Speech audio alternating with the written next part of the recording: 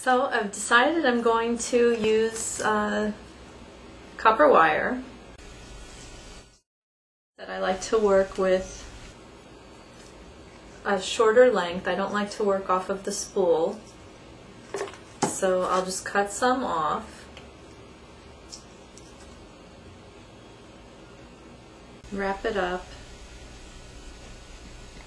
And just use one end to hold it together. Then I've decided I'm going to use red tiger eye and rose quartz as my beads.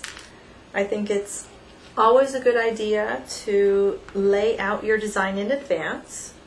If it's going to be a repeated design, you don't have to lay out the whole design, just a little bit of it so you know what you're going to be doing. It's just going to repeat all the way around, so it doesn't really matter where I start. So the first thing is just to pick part of it and string the beads on. The first one is always the hardest. Don't know why. Maybe because there's nothing to hold on to with your other hand.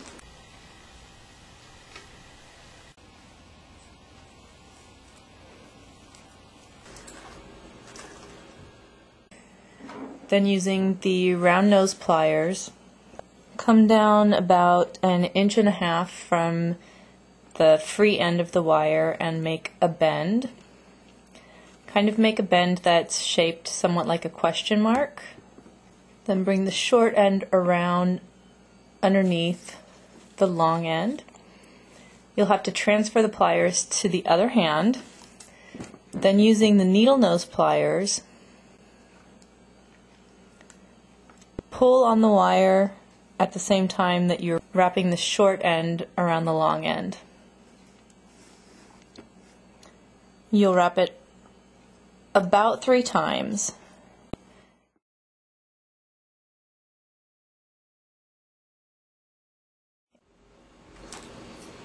Take the little tiny bit that I've got on the end and trim it off.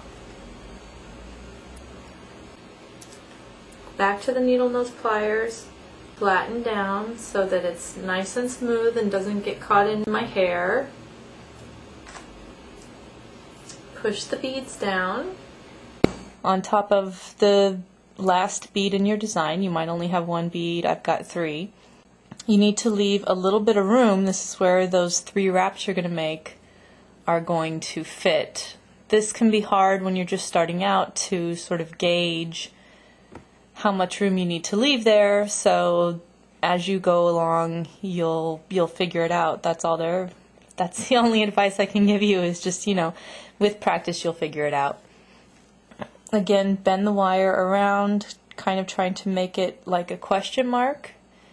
Bring the end you're wrapping underneath.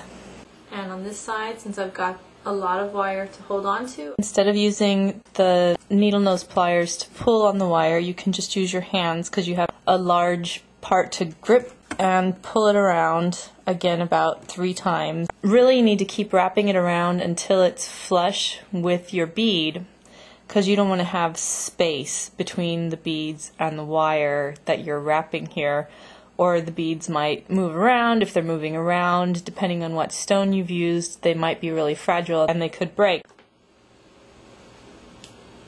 Cut off the long wire, take the needle nose pliers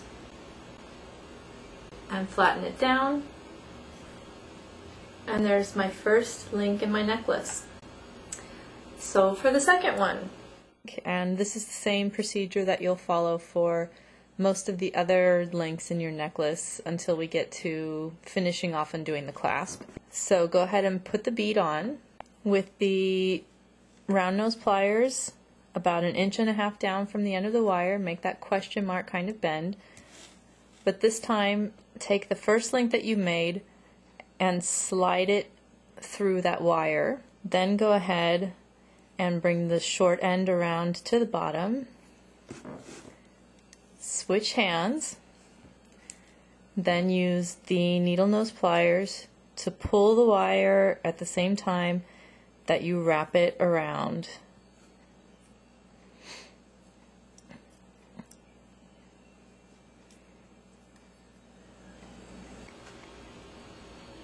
Cut off the extra,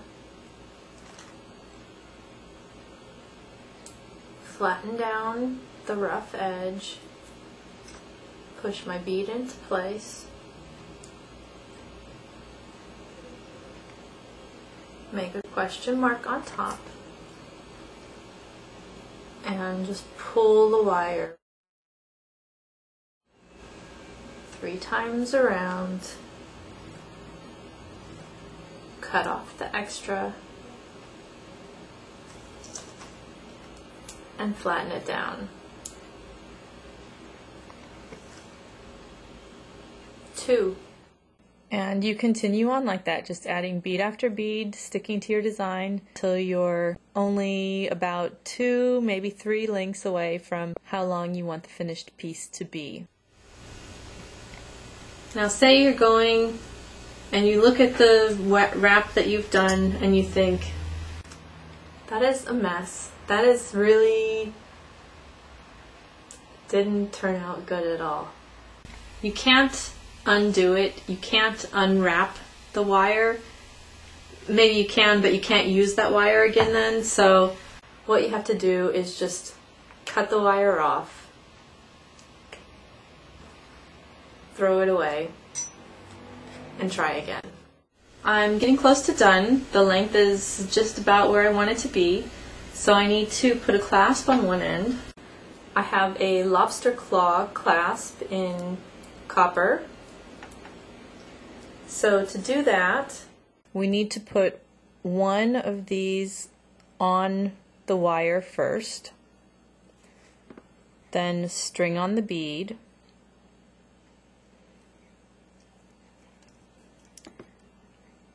then we make the first wrap.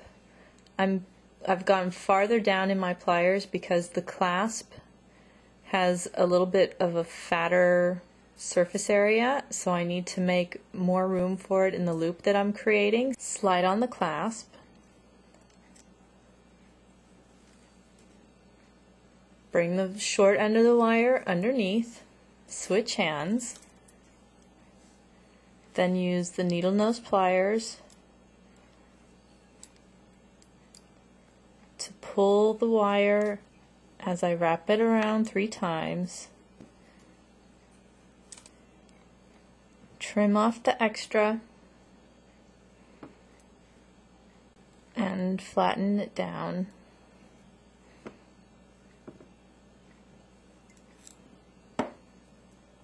Now I push my bead in place.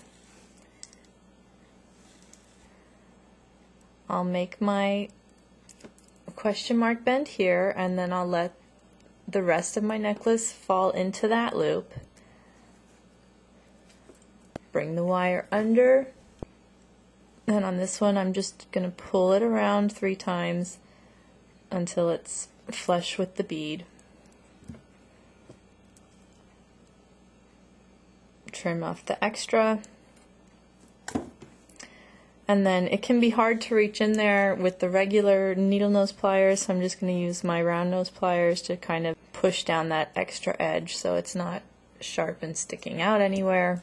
And there's the clasp. Now on the other side, I need something to hook it into. When I'm finishing my loops, I make a larger loop, and sometimes I'll make several in a row so that I have an adjustable length necklace.